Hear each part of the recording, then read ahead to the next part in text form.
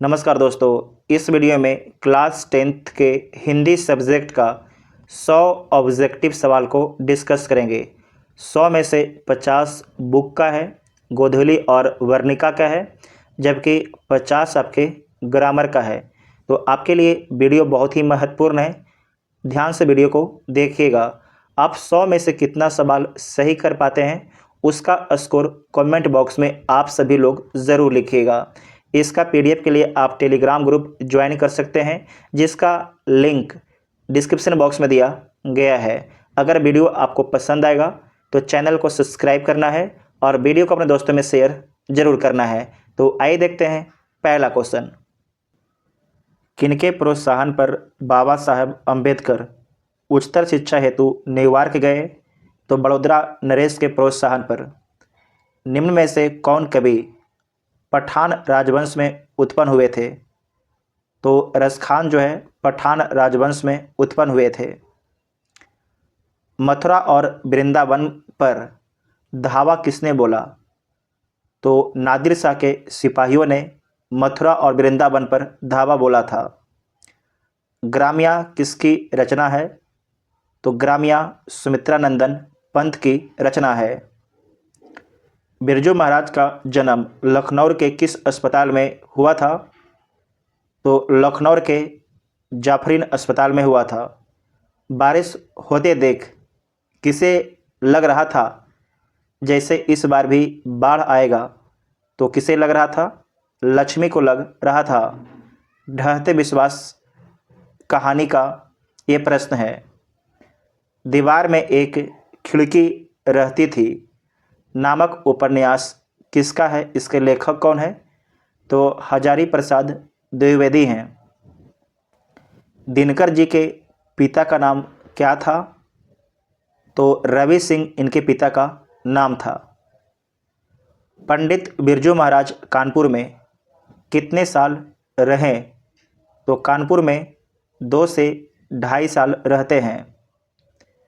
किसका वातावरण बल्ली अम्माल को भयभीत कर दिया था? किसका वातावरण बल्ली अम्बाल को भयभीत कर दिया था? तो अस्पताल का वातावरण ने। अस्पताल में एक जाइएगा तो बहुत अजीब सा स्मेल आएगा। मैक्स मुलर का जन्म आधुनिक जर्मनी के किस नगर में हुआ था? तो डेसाऊ नामक नगर में हुआ था। काशी क्या है? तो काशी देवनगरी है। बड़े भाई किस लेखक की रचना है? तो रामविलास शर्मा की। बड़े भाई किस लेखक की रचना है? तो रामविलास शर्मा की। नटरंग शीर्षक पत्रिका की संपादक कौन है? तो रश्मि वाजपेयी हैं। हमारी नींद शीर्षक कविता किस काव्य से ली गई है? तो ये लिया गया है दुष्चक्र में सृष्टा से। तो इसका आंसर ए हो जाएगा। खून की सगाई। खून की सगाई किनकी प्रसिद्ध कहानी है? तो ईश्वर पेटलिकर की। ईश्वर पेटलिकर की। किसे महसूस हुआ कि पृथ्वी और आकाश के बीच घुटन भरी हुई है? तो ये सीता को महसूस हुआ था। पृथ्वी कब तक घूमेगी? तो इसका आंसर ए हो जाएगा। निम्नलिखित में से नगर संवेदना के कवि कौन है? तो कुंवर नारायण है। कुंवर नारायण।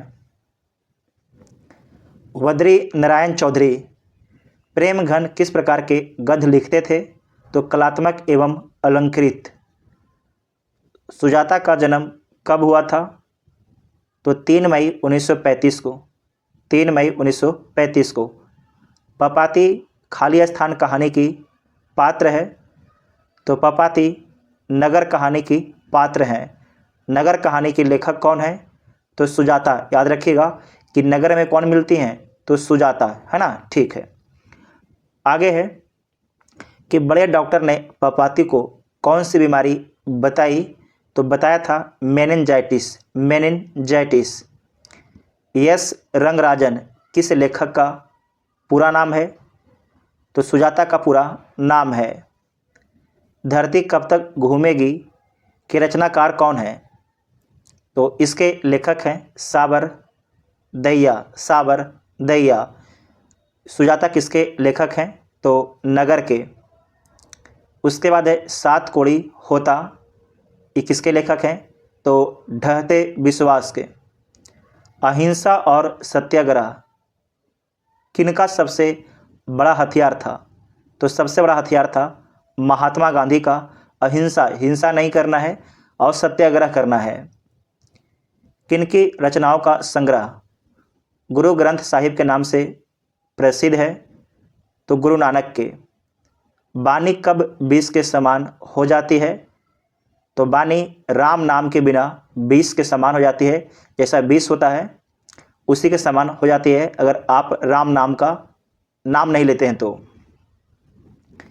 रेनर मारिया रिल्के द्वारा रचित कविता है, तो उस कविता का नाम क्या है? मेरे बिना तुम प्रभु। मेरे बिना तुम प्रभु के लेखक हैं रेनर मारिया रिल्के। रंगप्पा था, तो रंगप्पा एक जुआरी है। दही बाली मंगम्मा कहानी का एक पात्र है। मंगम्मा किस कहानी की पात्र है? तो मंगम्मा दही बाली मंगम्मा की एक पात्र है। मंगम्मा की बहू का नाम नजम्मा है। श्रीनिवास किस साहित्य के प्रतिष्ठित रचनाकार हैं? तो कन्नड़ साहित्य के। कन्नड़ मतलब कर्नाटक का है। लक्ष्मी का पति खाली स्थान में नौकरी करता है, तो लक्ष्मी का पति कलकत्ता में नौकरी करता है जिसका नाम लक्ष्मण है। ढहते विश्वास कहानी किस लेखक द्वारा अनुदित है? इसका मतलब होता है अनुवादित, क्योंकि ढहते विश्वास उड़िया भाषा में था और इसे हिंदी में अनुवाद किसने किया है? तो राजेंद्र प्रसाद मिश्र ने किया है। सब पुराने अच्छे नहीं होते, सब नए खराब नहीं होते, ऐसा किसने कहा? तो ये कालिदास के द्वारा बोला गया है, कालिदास के द्वारा। मंगू की माँ की कितनी संतानें हैं? मंगू की माँ की कितने संतानें हैं? तो आपको ध्यान रखना है 4 संतान हैं, 2 बेटा और 2 बेटी। एक मंगू छोटी है जो पागल है और मंगू से बड़ी एक बहन भी थी। उस बहन का नाम आप लोग को कमेंट बॉक्स में बताना है। ईश्वर पेटलिकर के लोकप्रिय कथाकार कौन है? तो ईश्वर पेटलिकर गुजराती के लोकप्रिय कथाकार हैं। माँ कहानी के लेखक कौन है? तो माँ कहानी के लेखक हैं ईश्वर पेटलिकर। इन मुसलमान हरिजनन पे कोटिन हिंदू बारिये किस कवि के लिए कहा गया है? तो ये बोला गया है रस खान के लिए। किसके लिए बोला गया है? रस खान के लिए बोला गया है। गोस्वामी विट्ठल नाथ ने किस भक्त कवि की पुष्टि मार्ग की दीक्षा दी है? तो ये दीक्षा दिया गया है रस खान ने। गोस्वामी विट्ठल नाथ ने किस भक्त कवि की पुष्टि मार्ग की दीक्षा दी है? तो रस खान। उसके बाद हो जाएगा कवि रस खान ने चित्तचोर किसे कहा है? चित्तचोर किसे बोला है? तो आपको ध्यान रखना है कृष्ण को बोला गया है। चित्तचोर कृष्ण को बोलते हैं रस खान, क्योंकि रस खान का दिल चुरा लिए हैं। कमरा नंबर 48 में बल्ली अम्मा को कौन ले गया? तो इसमें ध्यान रखना है अमलराज लेके गया। कौन लेके गया? अमलराज लेके जाता है। तो इसका आंसर ए हो जाएगा। ये टफ सवाल है, इंपॉर्टेंट सवाल है, 20 से है। घनानंद का जन्म हुआ था, तो 1689 के आसपास घनानंद का जन्म हुआ था। भारत माँ के श्रेष्ठ मुख की तुलना कवि ने किससे की है? तो छाया युक्त चंद्र से किया है। कुंवर नारायण ने बूढ़ा चौकीदार किसे कहा है? तो बूढ़ा चौकीदार ब्रिज को कहा है। लौटकर आऊँगा फिर कविता किस कवि द्वारा भाषांतरित की गई है? तो जीवनानंद दास के द्वारा किया गया है। अशोक वाजपेयी का जन्म कब हुआ था? तो अशोक वाजपेयी का जन्म 16 जनवरी 1941 को हुआ है, 16 जनवरी 1941 को। मेरा धर्म कैद खाने का धर्म नहीं है, यह पंक्ति किस शीर्षक पाठ की है? तो ये आपके है शिक्षा और संस्कृति का। गांधी जी को महात्मा की उपाधि किसने दी? तो गांधी जी को महात्मा की उपाधि रविन्द्रनाथ ठाकुर के द्वारा दिया गया है। शिक्षा और संस्कृति किनकी रचना है? तो महात्मा गांधी की रचना है। महात्मा गांधी के अनुसार उदात्त व बढ़िया शिक्षा क्या है? तो अहिंसक प्रतिरोध, अहिंसक प्रतिरोध है। पहली बार दिखे बहादुर कितने वर्ष का था? पहली बार दिखे बहादुर कितने वर्ष का था? तो 12-13 वर्ष का था। साहित्य की परंपरा का पूर्ण ज्ञान किस व्यवस्था में ही संभव है? तो ये संभव है पूंजीवादी व्यवस्था में।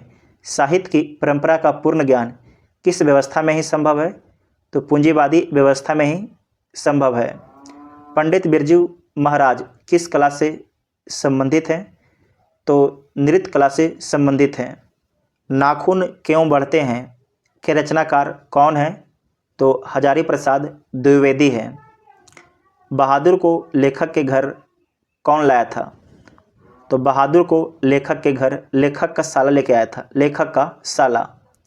हु आर सुधराज किसकी रचना है?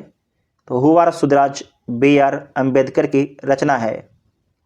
वर्तनी की दृष्टि से कौन सा शब्द सही है? इसमें देख लीजिए कौन सा शब्द आपका सही है। ज्योत्सना, ज्योत्सना, तो इसमें देखिए आपके जो सही है ज्योत्सना, ये आपके बी वाला सही हो जाएगा, बाकी ये तीनों गलत हो जाएगा। निम्नलिखित वाक्यों में से कौन सा वाक्य शुद्ध है? तो इस सारे वाक्य को आप पढ़िए, कौन सा वाक्य शुद्ध है? जल्द से यह काम करना है, यह काम जल्दी से करना है, यह काम जल्दी करना है। तो इसमें शुद्ध वाक्य हो जाएगा सी, यह काम जल्दी करना है। निम्नलिखित में से किस वाक्य में आकर्मक क्रिया है? किस वाक्य में आकर्मक क्रिया है? तो इसमें देखिएगा श्याम भात खाता है, ज्योति रोती है, मैंने इसे पुस्तक दी, उसकी कमीज है। तो ज्योति रोती है, ये क्या हो जाएगा? आकर्मक क्रिया हो जाएगा। काम का नाम बताने वाले शब्द को क्या कहते हैं? काम का नाम बताने वाले शब्द को क्या बोला जाता है? तो क्रिया बोला जाता है। आसमान पर चढ़ाना का अर्थ है, इसका अर्थ क्या होता है? आसमान पर चढ़ाना का अर्थ क्या होता है? तो इसका अर्थ होता है कि खूब सारा उसका प्रशंसा कर दीजिए, तो हो जाएगा अत्यधिक प्रशंसा करना। कान फूकना का अर्थ होता है, नहीं बोलते मेरा कान में आके फूक दिया, दीक्षित करना, क्या करना? दीक्षित करना, क्या करना? दीक्षित करना। कान फूकना का अर्थ है दीक्षित करना। कौन सा शब्द बहुवचन है इसमें से? तो इसमें बहुवचन है प्राण, क्या हो जाएगा? प्राण बहुवचन हो जाएगा। निम्न में से देशज शब्द नहीं है, इसमें से कौन जो है देशज शब्द नहीं है?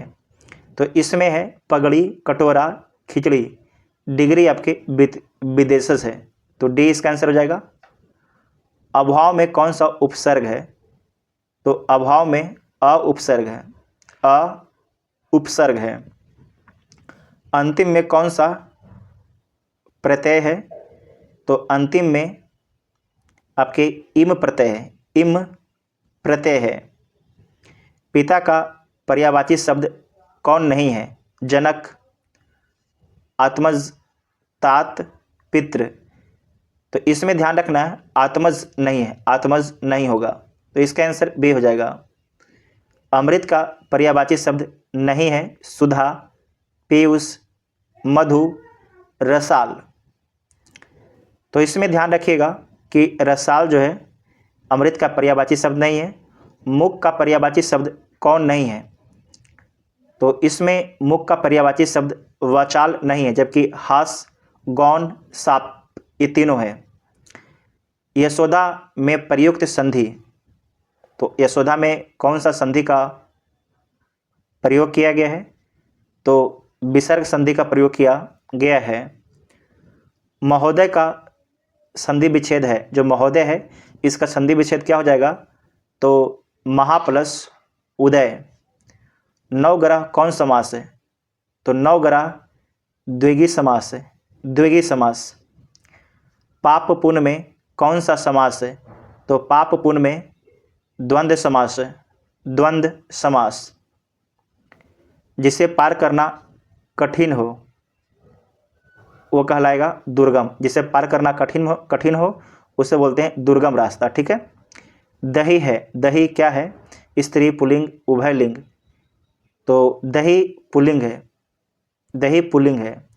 भाषा की सबसे छोटी इकाई क्या होता है? तो भाषा की सबसे छोटी इकाई वर्ण है। क्या है? वर्ण है। ठीक है।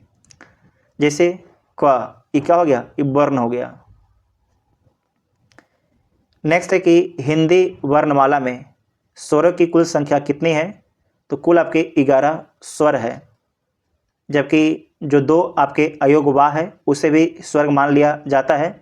लेकिन आपको याद रखना है, आप 10वीं वाले बच्चे हैं तो आपको 11 स्वर याद रखना है। जातिवाचक संज्ञा है लड़का, सेना, श्याम, दुख, तो जातिवाचक संज्ञा इसमें कौन हो जाएगा? तो हो जाएगा आपके लड़का। क्या हो जाएगा? लड़का। ठीक है। उसके बाद है कि निश्चयवाचक सर्वनाम, निश्चयवाचक सर्वनाम क्या होता है? तो इसमें याद रखिएगा, यह क्या है? निश्चयवाचक है। मानव शब्द से विशेषण बनेगा, तो मानव शब्द से मानवीय बनेगा। क्या बनेगा? मानवीय। वृक्ष से पत्ते गिरते हैं, इस वाक्य में किस कारक का चिन्ह है? तो अपादान कारक का चिन्ह दिया गया है। भगोड़ा शब्द में प्रत्यय है, जो भगोड़ा शब्द है इसमें प्रत्यय क्या है? तो इसमें अ है। आज्ञा शब्द कौन लिंग है? तो आज्ञा आपके स्त्रीलिंग है। आधुनिक शब्द का विलोम क्या होता है? तो आधुनिक शब्द का उल्टा प्राचीन होता है। निम्न में से शुद्ध वाक्य कौन है? कुत्ता भौंकती है, बालक सो रहा था, राम ने पुस्तक को फाड़ी, फूलों की एक माला लाओ। तो इसमें शुद्ध वाक्य कौन हो जाएगा? फूलों की एक माला लाओ। वह खा चुका था, किस काल का उदाहरण है? ध्यान रखिएगा, वह खा चुका था, तो किस काल का उदाहरण है? तो भूतकाल का, क्योंकि बीत चुका है काम। रात शब्द का पर्यायवाची क्या होगा? तो रात का हो जाएगा पर्यायवाची रजनी। क्या हो जाएगा? रजनी। निम्न में से शुद्ध शब्द कौन है? शुद्ध शब्द कौन है? तो चहार दीवारी जो है शुद्ध शब्द है। पहाड़ टूट पड़ना मुहावरे का क्या अर्थ है? तो इसका अर्थ है भारी विपत्ति आना, भारी विपत्ति आना। ऐसे शब्द जो यौगिक तो होते हैं पर अर्थ के विचार से अपने समान अर्थ को छोड़कर किसी परंपरा से विशेष अर्थ के परिचायक हैं, क्या कहलाते हैं? तो उसे क्या बोला जाता है? तो उसे योग रूढ़ शब्द कहा जाता है।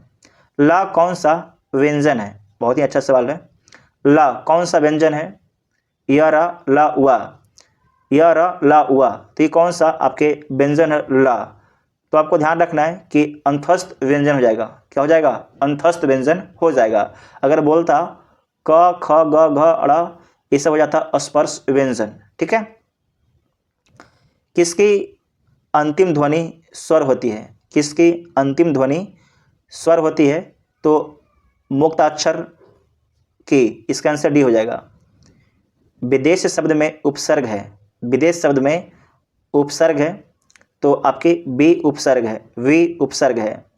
माँ ने बच्चों को खेलते देखा, किस कारक का उदाहरण है? तो कर्म कारक का उदाहरण। ध्यान से पढ़िएगा इसको। माँ ने बच्चों को खेलते देखा, तो क्या किया? खेलते देखा, तो क्या हो गया? इसका ये हो जाएगा कर्म कारक। क्या हो जाएगा? कर्म कारक। नेक्स्ट है कि हरिओम शब्द कौन संज्ञा है? हरिओम शब्द कौन संज्ञा है? तो आपके हो जाएगा व्यक्तिवाचक। व्यक्तिवाचक। अपेक्षा शब्द का विशेषण क्या है? तो अपेक्षा शब्द का जो विशेषण है वो आपके अपेक्षित है। क्या है? अपेक्षित। आकाश शब्द का पर्यायवाची क्या है? तो आपके गगन। क्या हो जाएगा? गगन। उच्चारण में वायु प्रक्षेप की दृष्टि से व्यंजन के कितने भेद होते हैं? तो व्यंजन के कुल आपके 2 भेद होते हैं। 2 भेद होते हैं। निम्न में से व्यक्तिवाचक संज्ञा कौन है? व्यक्तिवाचक वाहन, मित्रता, घर, दिवाली। वाहन, मित्रता, घर, दिवाली। तो इसमें व्यक्तिवाचक कौन हो जाएगा? तो आपके हो जाएगा दिवाली। क्या हो जाएगा? दिवाली। नियम शब्द क्या है? तो आपके पुल्लिंग है। नियम शब्द क्या है? पुल्लिंग है।